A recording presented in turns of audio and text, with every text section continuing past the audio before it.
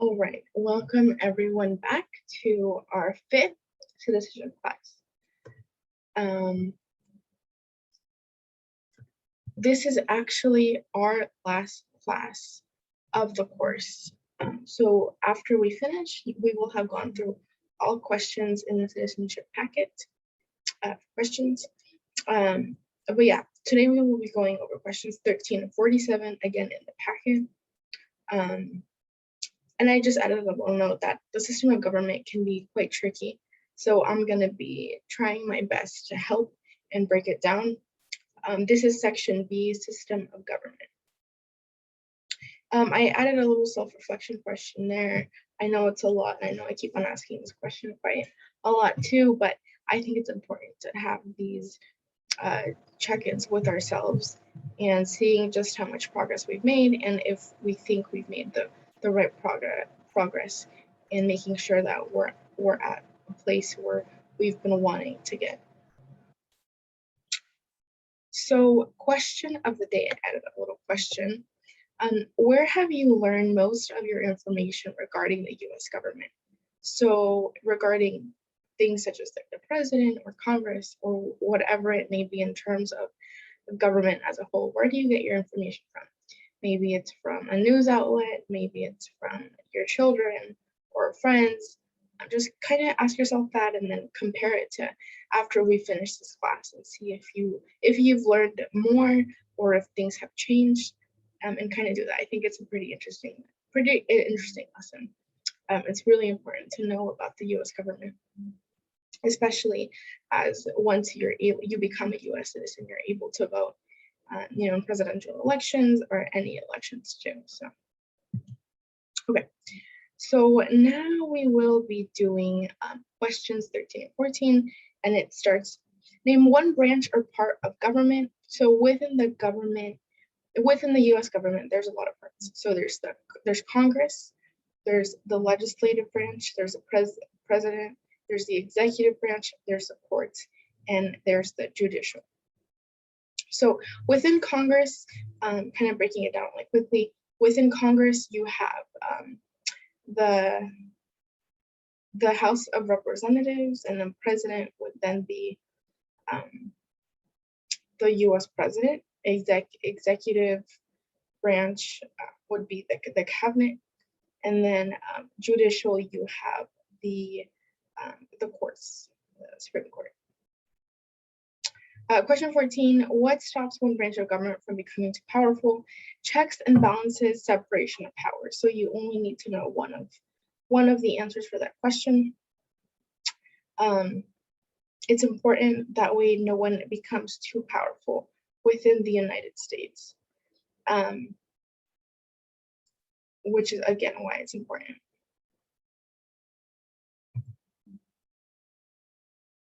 Question 15, who is in charge of the executive branch? The answer to that is the president. Question 16, who makes federal laws? Answer is Congress, so Senate and the House of Representatives, US or national legislator. Question 17 is what are two parts of the US Congress? So the answer is the Senate and the House of Representatives, kind of like I was mentioning earlier. Those are the two parts that make up US Congress. And these two parts, the Senate and the House, they can draft up new legislation, new laws, and it goes between both of them, both the Senate and the House. Once if the House would like to pass a bill or a new law in the United States, then it would go through the House first to get drafted, then to the Senate to get approval. If it's approved by the Senate, then it would go to the president for it to get signed. However, it's a little more complicated than that, just because if the Senate decides to return it, it would have to go back to the House. So it basically kind of goes back, legislation goes back and forth until it's approved by both the House and the Senate and then signed by the president. Once it is signed by the president, it becomes a law. Question 18, how many US senators are there? There are 100 senators total. Each state gets 2 senators. The only exclusion to this would be to Washington, D.C., since they are not technically a state. They are a statehood, they are a statehood. They do not get any U.S. senators there. Question 19, we elect a U.S. senator for how many years? The correct answer is 6. We elect a senator for 6 years total. And after the 6 years, they could, choose to seek re-election, in which they would serve for another 6 years. Question 20, who was one of your state's U.S. senators? Now, I wanted to add that this could vary and change depending on where you live. So if you don't live in the state of Oregon, this answer is going to be different for you. The answer for those in Oregon is Jeff Markley and /Orcs Ron Wyden. So you only need to know one Oregon senator for that. Both Jeff Markley and Ron Wyden align themselves with the Democratic parties. Question 21, the U.S. House of Representatives has how many voting members? The answer is 435. This can change as representatives from each state depend on the state's total population. Something to keep in mind. We elect the U.S. representative for how many years? The correct answer to that is 4. So big contrast compared to U.S. senators, which are elected for 6 years. Representatives are only elected for 2 years. And I added here a picture of both Oregon senators. So you have Senator Jeff Markley on the left, and you have Oregon Senator Ron Wyden. 23, name your U.S. representative, kind of like senators. This answer can change depending on the state and district you live in. So districts within a state kind of vary. It depends on how it's drawn, and it can be drawn by the Secretary of State. So just make sure that you know what district you live in. It'd be nice to know. But just make sure that you look it up. So the answer for those people living in Oregon, when you name a U.S. representative, correct answers could be Suzanne Bonamici, who represents the 1st District, Cliff Benz, who represents the 2nd District, Earl Blumenauer, who represents the 3rd District, Peter DeFazio, who represents the 4th District, and Kurt Schrader, who represents the 5th District. Peter DeFazio is the representative for the Lane County area, which is where our office is located. And I added a picture here of each representative for you, kind of just to get a visual. Again, it varies depending on the state, on the district you live in.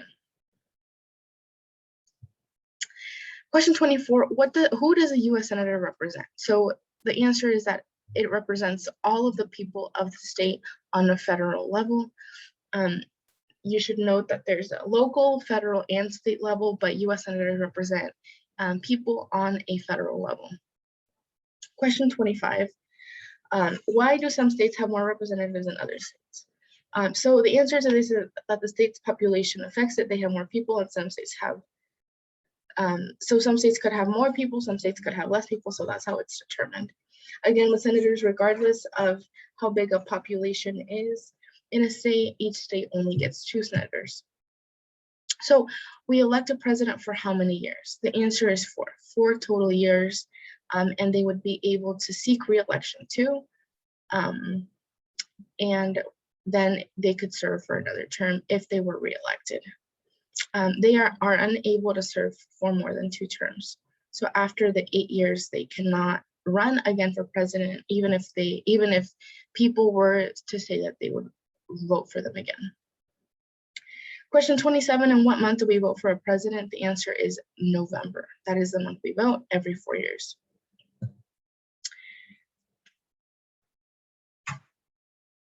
Question 28 asks, what is the name of the President of the United States now? The answer is Joe R. Biden, who is our current president. And question 29 asks, what is the name of Vice President of the United States now? The answer to that is Kamala Harris, who is actually our first African-American vice president and is the first female vice president in United States history. So that is very monumental during this past election. Question 30, if the president can no longer serve, who becomes president? The answer is vice president. So in this case, if Joe Biden can no longer serve, Kamala Harris would then become the vice president. If both the president and vice president can no longer serve, who becomes the president? The answer is the Speaker of the House. The current Speaker of the House is actually Nancy Pelosi. So she would then become the president. Who is the commander-in-chief of the military? The answer is the president. He can command the military. Question 33, who signs bills to become laws? The answer is the president. So once legislation goes through, is approved by both the Senate and the House, it would then go on to the president for him to sign. Once something is signed by the president, then it becomes a law and it is implemented. Question 34, who vetoes bills? The answer is president. So if something were to pass by the Senate and by the House of Representatives, it would go to the president. If the president were to not like what was drafted, he could veto the bill and it would go back again through the House and through the Senate. So what does the president's cabinet do? So the president has a cabinet, and this cabinet advises the president, which is the correct answer for question 35. So question 36 is kind of long, but you only need to know 2 answers out of all of these correct answers. So it asks, what are 2 cabinet level positions? Again, if we go back, we can see that the president's cabinet advises the president. So what would be 2 positions in his cabinet? The correct possible answers are Secretary of the Agriculture, Secretary of Commerce, Secretary of Defense, Secretary of Education, Secretary of Energy, Secretary of Health and Human Services, Secretary of Homeland Security, Secretary of Housing and Urban Development, Secretary of the Interior, Secretary of Labor, Secretary of State, Secretary of Transportation, Secretary of the Treasury, Secretary of the Veterans Affairs, Attorney General, and Vice President. Again, just remember you only need to answer 2. You only need to provide 2 correct answers. Again, this cabinet advises the president on things and issues. Question 37, what does the judicial branch do? So the answer to this is that it reviews laws, explains laws, resolves disputes, disagreements, and decides if a law goes against the Constitution. What is the highest court in the United States? The answer is the Supreme Court, which is located in Washington, D.C., close to the U.S. Capitol. Question 39. How many justices are there on the Supreme Court? The answer is 9. There are 9 justices who are on the Supreme Court and who decide situations and verdicts on cases that they hear. Question 40 asks, who is the Chief Justice of the United States now? And the question is Chief Justice John Roberts. He is the Chief Justice of the Supreme Court in the United States. Question 41 asks, under our Constitution, some powers belong to the federal government. What is one power of the federal government? Again, explaining that there's a federal level, there's a state level, and there's a local level. And each government level kind of decides different things and can enact different things. But on a federal level, one of their powers, again, you only have to answer 1, is to print money. It can declare war, and it can create an army and/or make treaties. So important to know. Question 42, under our Constitution, some powers belong to the states. So in this case, if you live in Oregon, it would be Oregon. What is one power of the states? So possible correct answers include provide schooling and education, provide protection, police, provide safety, fire departments, and give a driver's license and/or approve zoning and land use. Question 43, who is the governor of your state now? Again, kind of like the representatives and senators, this can vary depending on what state you currently live in. But in this case, for those in Oregon, the correct answer is Kate Brown. That is the governor of our state. Question 42, what is the capital of your state?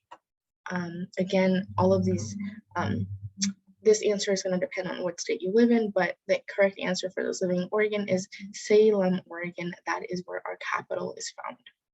Question 45, what are the two major political parties in the United States?